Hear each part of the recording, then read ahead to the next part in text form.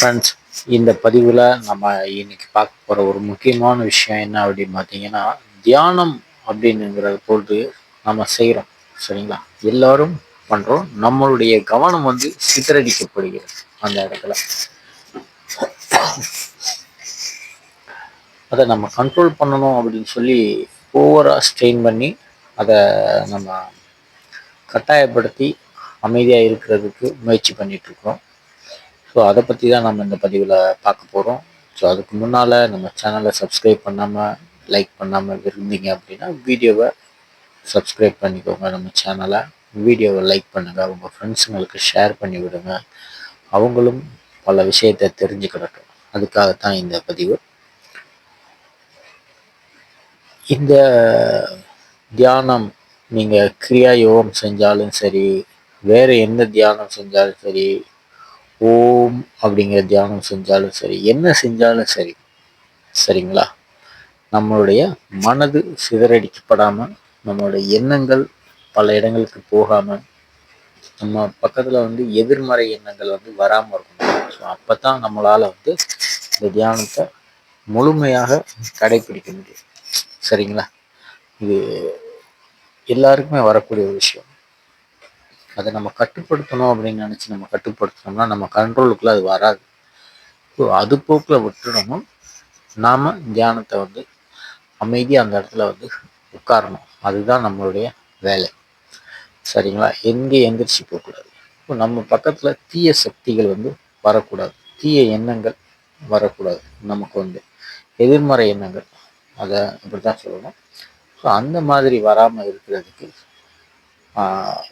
நம்ம பரமஹம்ச யோகானந்தர் யுக்தேஸ்வரி கிட்ட சீடராக இருந்த பொழுது அவருடைய தியானத்தை பரமஹம்ச யோகானந்தர் தியானத்தை முழுமையாக பழகிக்கிட்டு இருக்கும் பொழுது இந்த மாதிரி நம்மளுடைய மனதுகள் அலைப்பாயுது. குருஜி, இதை நம்ம என்ன பண்ணலாம் அப்படின்னு சொல்லி அவர்கிட்ட கேட்கும் பொழுது யுக்தேஸ்வர் கிரி என்ன சொல்றாரு, அவருக்கு கொடுத்த ஒரு மிக பிரமாதமான ஒரு ஐடியா, யோசனைன்னு தான் சொல்லணும். ஸோ அவங்க கொடுத்த ஒரு வழிமுறை என்ன அப்படின்னு பார்த்தீங்கன்னா, உன் கையில் ஒரு காப்பு போட்டுக்கோ. இந்த காப்பு போட்டுக்கிட்டீங்கன்னா உனக்கு நேர்மறை எண்ணங்கள் தான் வரும், எதிர்மறை எண்ணங்கள் ஒரு பக்கத்தில் வராது அப்படின்னு சொல்லியிருக்கிறாரு. அப்போ யோகானந்தர் என்ன கேட்குறாருன்னா, அப்போ எனக்கு இந்த காப்பு போட்டால் சரியாக போயிடுமா, இந்த காப்பில் என்ன அவ்வளோ பவர் இருக்குதா அப்படின்னு சொல்லி அவர் கேட்குறாரு. ஆமாம் அப்படின்னு சொல்லிட்டு முதல் விஷயம் உனக்கு ஒரு நம்பிக்கை வரணும். அதற்கப்புறமா தான் அந்த காப்பு பலனளிக்கும் அப்படின்னு சொல்லியிருக்கிறாங்க. இந்த காப்பு என்ன வளையம், ரிங்கு, பேங்கிள்ஸ் அப்படின்னு அவர் கேட்டிருக்கிறாரு. அதற்கு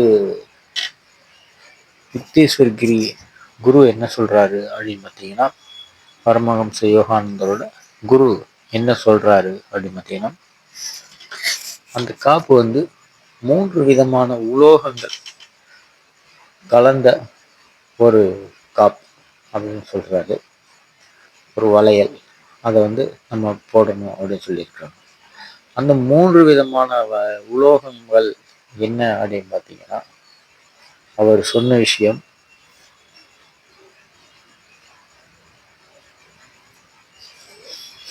காப்பர் செம்பு, சில்வர் வெள்ளி,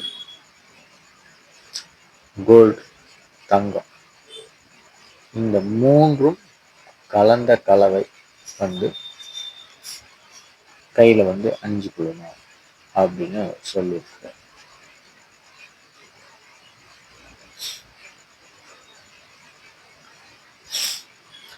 அந்த 3ம் கலந்த ஒரு கலவை.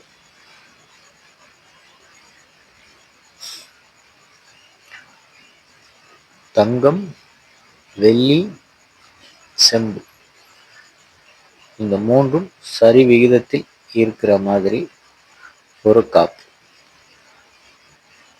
இந்த மாதிரி ஒரு வளையத்தை நீ உங்க கையில போட்டுக்கொண்டீங்க அப்படின்னா உங்கள் கோல்ல இருந்து உங்களுக்கு வந்து நல்ல ஒரு எனர்ஜி கிடைக்கும். உங்கள் உடம்புல பாடியில் வந்து ஒரு வைப்ரேஷன் வந்து ஏற்படும். கெட்ட எண்ணங்கள் வந்து நம்ம பக்கத்தில் வந்து வராது.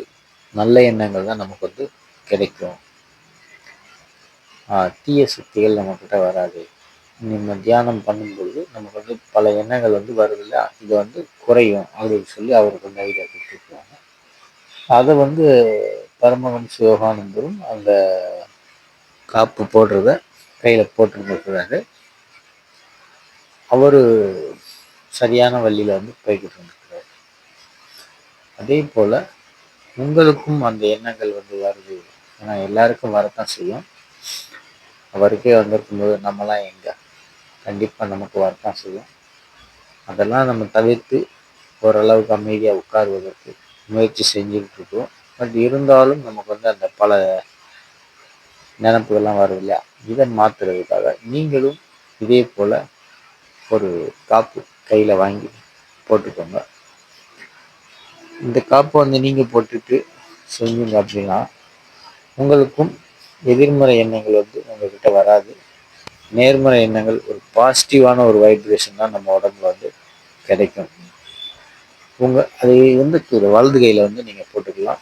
இது வந்து ரொம்ப பெருசாக போடணுமா அப்படின்னா இல்லை, சும்மா ரொம்ப உங்களுடைய வசதிக்கேற்ற மாதிரி ஒரு விலை குறைவான மலிவாக இருந்தாலும் சரி, அந்த 3 விதமான உலோகங்கள் வந்து அதில் கலந்துருக்கிற மாதிரி ஒரு காப்பு வாங்கி போட்டுக்கோங்க. இல்லைன்னா உங்கள் பக்கத்தில் யார்கிட்டையாவது கொடுத்து இதே போல் ஒரு காப்பு வந்து செய்ய சொல்லி வாங்கி அதை உபயோகப்படுத்துங்க.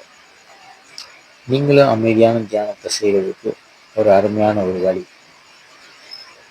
இந்த காப்பில் அவ்வளோ சக்தி இருக்குது. அதாவது சூரியன், சந்திரன், இந்த மாதிரி எல்லாமே வந்து இந்த காப்பில் எல்லா சக்தியும் வந்து நமக்கு கிடைக்கும். நம்ம உடம்புல இருக்கக்கூடிய திட்டங்களை வந்து வெளியேறும். நம்ம உடம்புல வந்து நல்ல ஒரு வைப்ரேஷன் வந்து நம்ம பாடியில் நல்ல வைப்ரேஷன் வந்து நமக்கு வந்து கிடைக்கும். அதனால் இந்த விஷயத்தை நீங்கள் கண்டிப்பாக ஃபாலோ பண்ணுங்கள். உங்களுக்கு நல்ல ஒரு